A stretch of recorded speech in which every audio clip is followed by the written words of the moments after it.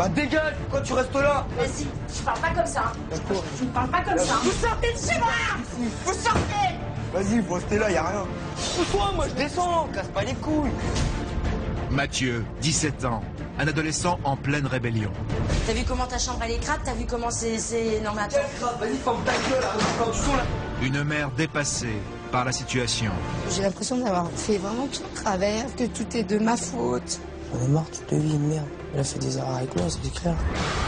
Exclu de son lycée, Mathieu met son avenir en danger. Je me suis pris une mise à pied, vas-y. Là t'es en train de tout gâcher. Soit tu travailles, soit tu finis SDF. En 5 ans, le grand frère a aidé plus de 25 familles. Mais pour la première fois, un adolescent s'oppose à lui et refuse en bloc son aide. Écoute-moi bien. Vas-y, rentre chez toi. Pose ta bouteille. Tu comprends, dégage. Non, je sais pas ce que ça veut Vas-y, dire. casse-toi. J'ai pas besoin de faire ça pour comprendre, moi. C'est bon, j'ai compris, c'est bon. Moi, je me casse, vas-y. Pascal réussira-t-il à faire admettre à Mathieu qu'il doit se construire un avenir? Visiblement, tout te saoule. Moi, je te saoule. Ton prof te saoule. Par contre, pour amuser la galerie, ça te saoule pas. Je pense qu'au fond, c'est quelqu'un de bien, mais il le sait pas. Quelle faute Nathalie a-t-elle commise dans le passé pour se retrouver dans une telle impasse? T'as voulu débarrasser de moi. T'as été d'accord pour signer. Tu m'as dégagé, c'est tout. Quel secret à l'origine de ce conflit familial Nathalie a-t-elle caché à ses enfants? Est-ce que ça, ils le savent? Non. Pourquoi? Parce que je leur ai jamais dit. Cette mission sera-t-elle le premier échec du grand frère? C'est bloqué. Pour moi, il n'y a pas d'issue. Pascal, éducateur. Tu fais quoi là? Les adolescents difficiles, il connaît. Son enfance, Pascal l'a passée dans une banlieue du nord de Paris. Pendant plusieurs semaines, il va vivre en immersion au sein d'une famille en perdition. Son objectif, renouer des liens rompus entre un père, une mère et un enfant. C'est cette histoire que nous allons vous raconter. Pascal et le grand frère. Avant de rejoindre Mathieu et sa mère, Pascal découvre le quotidien de cette famille en crise. Dimanche matin 11h, une surprise de taille attend Nathalie. Cette nuit, Mathieu est rentré tard, très tard. Mais ce n'est pas tout, il n'est pas seul. Oh là, c'est quoi ça là? Combien de personnes donc que je connais pas? Ça pue dans la chambre, ça attend, c'est bon là. Écoute, tu vois pas, il dort là. Et Vas-y, alors? dégage. Pardon? Vas-y, casse-toi. Non? Si, casse-toi, ouvre pas les volets, casse-toi. Dégage. Ah bah ouais, bah c'est comme moi quand je dors et que t'en as rien à faire, c'est exactement pareil, tu vois. Je veux dire, aujourd'hui, je suis encore chez moi, je te l'ai déjà dit. Et jusqu'au bout, je vais t'emmerder, y a pas d'autre mot. Donc un conseil, action, réaction, tout le monde rentre chez soi. C'est lui qui dirige, c'est lui qui commande, c'est lui qui dit les choses. Ça te plaît, tant mieux, ça te plaît pas, je m'en tape. On ouvre sa bouche là. Y a pas de dégage, ok? Il fait beau. Ils ont plutôt intérêt de partir, parce que s'ils partent pas, ben, je pense qu'on va en arriver à l'engueulade avec Mathieu, ça c'est clair. Oh. T'as compris? T'as vu comment ta chambre elle est crade? T'as vu comment c'est... Non mais attends. Vas-y, ferme ta gueule, arrête de faire du son là. Comment de fois je te l'ai dit que je voulais personne? C'est pas je te casse les couilles. Attends, je rentre, attends, tout le monde me dit que vous foutez le bordel. C'est bon, hein? Quel bordel, déjà tu savais pas à quelle heure on est rentré? Bâtard, son attend, ouais. Parle. Allez, ça continue, l'arrêter, le machin, t'as raison. Vas-y, tu veux quoi? Oh, je veux savoir quand est-ce que vous partez, surtout. Jamais. Bah si.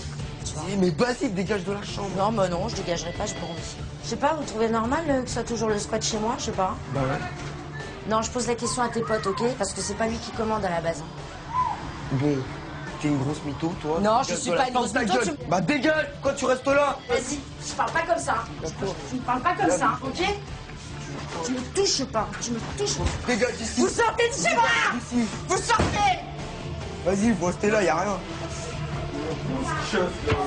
Qu'est-ce que c'est que cette situation? Je comprends pas. Cette violence. N'arrivant plus à se faire respecter et à bout de nerfs, Nathalie en arrive même à des accès de violence inacceptables. Ouais. Au revoir. Au revoir. Au revoir. Depuis septembre dernier, Mathieu suit une formation de menuiserie dans un centre de formation en alternance. Seulement voilà, à cause de son comportement, il a été exclu pendant une semaine. Et au lieu de se remettre en question, le jeune homme crie à qui veut l'entendre que ses profs ne l'aiment pas et s'acharnent sur lui. Une situation qui inquiète de plus en plus sa mère. Nathalie a donc décidé d'appeler la directrice adjointe du collège, bien déterminée à connaître une fois pour toutes la vérité. Il a été mis à pied simplement parce qu'il a choisi d'être mis à pied. Je lui ai donné la proposition de soit tu es mis à pied, soit tu copies le règlement intérieur. Il a choisi d'être mis à pied. Pour moi, c'est très très clair. On est bien loin de la version de Mathieu. Il y a 3 jours, alors qu'il était en cours de mathématiques, Mathieu a insulté son professeur. Refusant de copier le règlement de l'établissement, l'adolescent s'est fait exclure temporairement. Quand il rentre chez lui, Nathalie veut une explication, mais l'adolescent ne veut pas se justifier. Attends, j'ai pas tout compris là. Mathieu? Mathieu? Dégage maintenant, vas-y. Non. C'est quoi, je rentre pas. Pardon? Non, il était... Non, je suis désolée, Mathieu. Dégage. Il n'était pas question... Dégage. Non et non. Dégage. Pousse-toi, moi, je descends. Ta gueule, vas-y. Où tu vas, là? Attends, viens ici. Vas-y, ferme ta bouche. Mathieu, viens ici. Oui, trace ta route, là. Vas-y, je peux pas...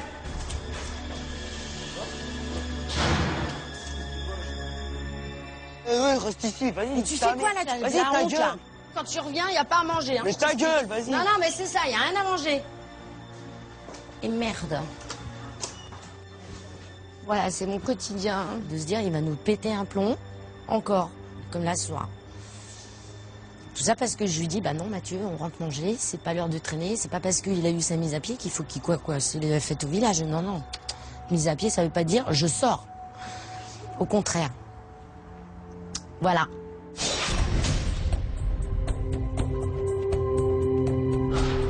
Même si Mathieu est exclu du CFA, ce matin il doit se rendre chez son patron pour sa semaine d'apprentissage. Nathalie n'a qu'une angoisse, son fils acceptera-t-il de se lever pour aller travailler? Commence à te réveiller, ma puce. Bon, tu déjeunes tranquille?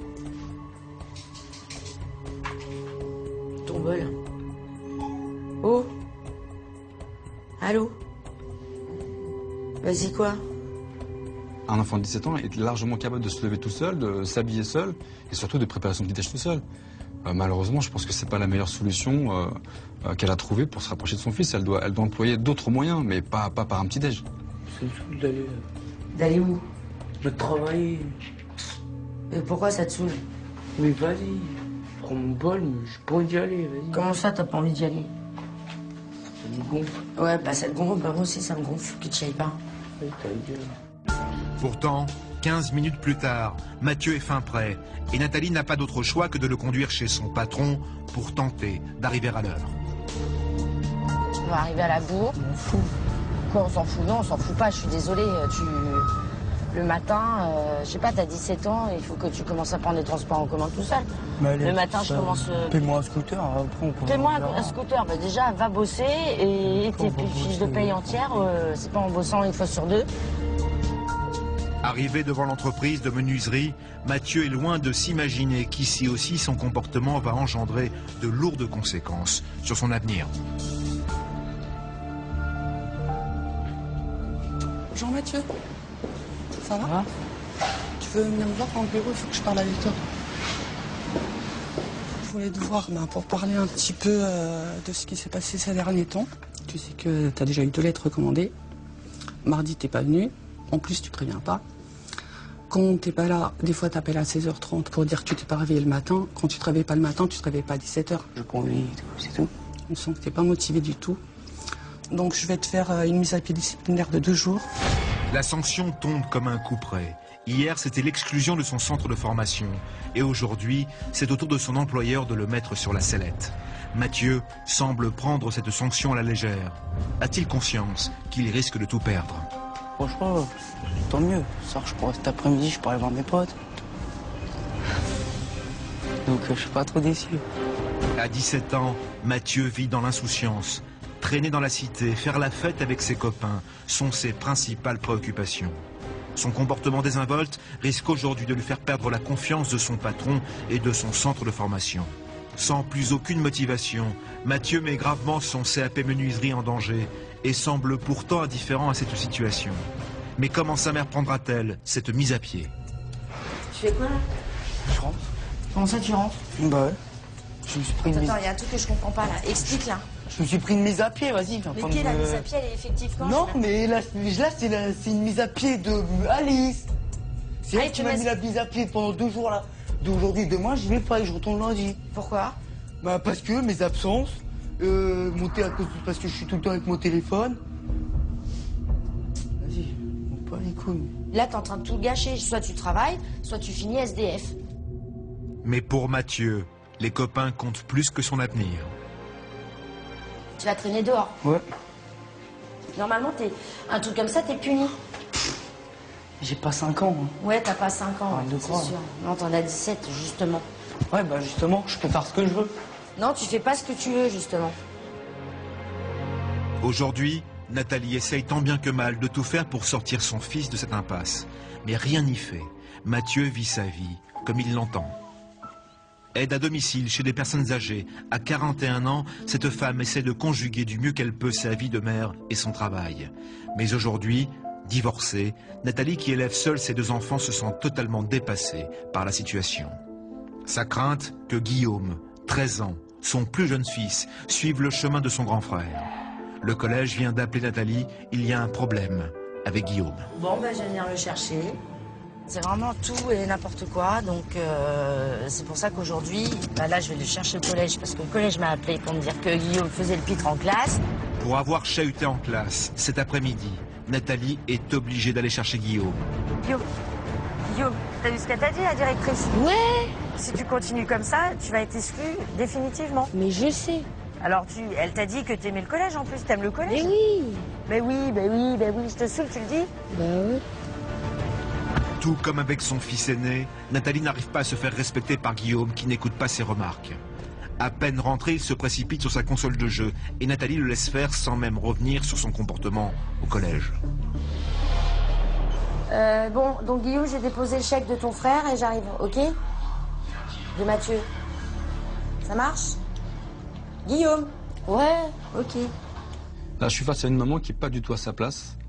À mon sens, elle fait une grossière erreur. Elle a plus une attitude de mère copine, alors qu'elle devrait adopter une autre façon de communiquer avec eux. Totalement dépassée par la situation, Nathalie en arrive même à demander à Mathieu de sermonner son petit frère. Dis-lui, Mathieu, ce qui est par rapport à ce matin. Vas-y, je m'en fous, c'était merde, il a fait le mec, maintenant on va voir. Hein? Bah ouais, je te l'avais dit, hein. Vas-y, Je te l'avais pas dit hier soir? Mais Je ouais, t'avais pas dit hier soir, c'est tu tout, fais. vas-y. Mais quoi, c'est cool, je vais te gifler, tu vois. Vas-y, pars. Arrêtez de vous parler comme ça, là. Alors comment une famille peut-elle en arriver à de tels extrêmes? Que s'est-il passé pour que la communication entre les 2 frères soit rompue? Pour le comprendre, il faut revenir sur son histoire. En 1993, à 24 ans, Nathalie devient maman du petit Mathieu, un bébé très attendu qui fait la joie du couple. Puis 4 ans plus tard, c'est au tour de Guillaume d'agrandir la famille. Un petit frère qui réjouit Mathieu. Il est toujours en photo avec lui, je sais qu'il voulait toujours le porter, donc c'était vraiment...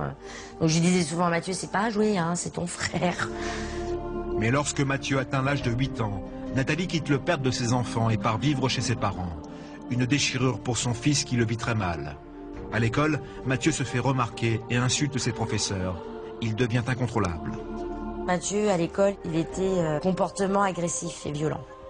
Ça a duré 2 ans jusqu'à ce que Mathieu soit effectivement placé en foyer. C'est à l'école, en primaire, qu'ils ont dit il faut que Mathieu intègre un établissement pour un comportement qu'on ne peut plus gérer aujourd'hui.